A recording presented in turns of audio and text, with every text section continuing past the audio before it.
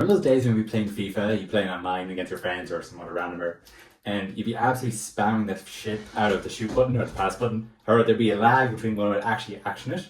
Also say the same for COD when you're playing online. Your Wi-Fi kicks out, or you're absolutely spamming the trigger button and nothing's actually shooting out of the gun, and you end up losing every FIFA streak you ever had. This is exactly what is happening to you in the 70th minute of a match, or even kilometer 20 of a race. I promise you that your legs are working perfectly fine.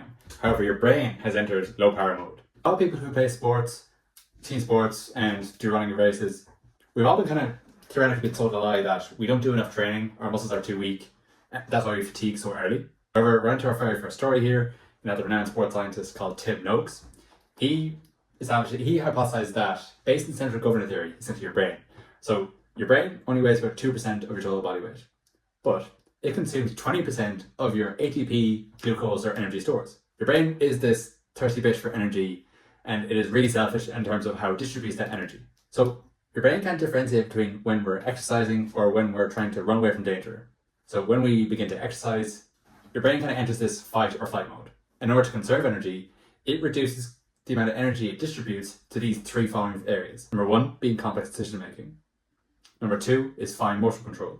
And number three is emotional regulation. If you want to put this in a normal context, you could say that you're kind of switched off. And to put it this way, it's not that you didn't want to make that run in behind, and it's not that you didn't want to try and perhaps increase your pace for those last 5 kilometers. In your head, you definitely did.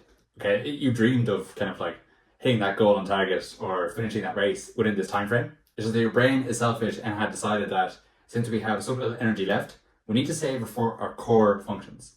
Obviously, pump blood around your body and make sure that there's not enough oxygen going up to your brain itself. We're now into our very first research paper. So this is a study done by Ali and Williams in 2009. They took a group of elite soccer players, and they took two groups, right? This group was the placebo group. This group was given the carbohydrate drink. So both groups were given drinks, okay? The placebo group was given a drink with the exact same flavor as the carbohydrate group. However, this one had no carbs in it. So it was an even playing field, if you put it that way. What they found was that towards the latter part of the game is that those who were the placebo group, their passing accuracy dropped by 14%. Those in the carbohydrate group, they maintained passing accuracy of 90%. That is a monumental difference in terms of these high-stake games when it comes to winning a championship, getting a medal, or moving up a division. And to come back to our COD reference earlier, so these guys, the placebo group, they are spraying and praying, okay? Like, they're not even trying to aim, they have no energy to even try and look down the barrel, they're really just spraying and hoping that they hit something, right? Then you have the group that had the carbohydrates. These guys are snipers, they are the Navy SEAL teams, these guys know exactly what they're doing, and they're doing it with extreme accuracy. What the findings of this study actually get a little bit worse, because the group who didn't have those carbohydrate stores, okay, so when you're playing on a field, you're perceptually scanning around you for your peripheral vision. So like kind of like the vision that you see outside of looking directly down the tunnel. So perceptual tunneling is what it's called.